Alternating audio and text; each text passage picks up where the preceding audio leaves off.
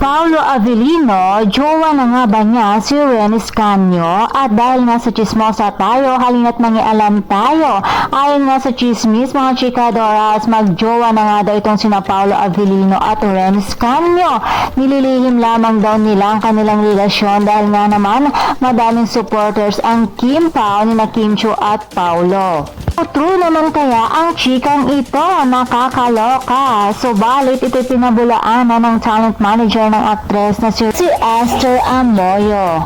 Sa kanyang naging panayam, itinanggi niyang may relasyon sina Paolo at Ren. Naging siya raw ay nagtataka kung saan at paano nga ba nagsimula ang balitang ito.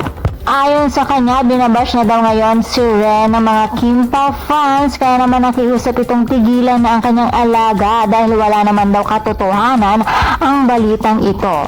Naapektuhan na rin daw di umano ang aktres dahil below the belt na ang mga sinasabi ng mga Kim Pao fans. Mas nasasaktan daw si Esther para sa kanyang alaga. Nagtataka na lamang daw ito bakit may mga ganitong lumalabas na chismis gayong wala naman daw proyektong magkasama si Ren at Paolo at hindi naman daw sila close.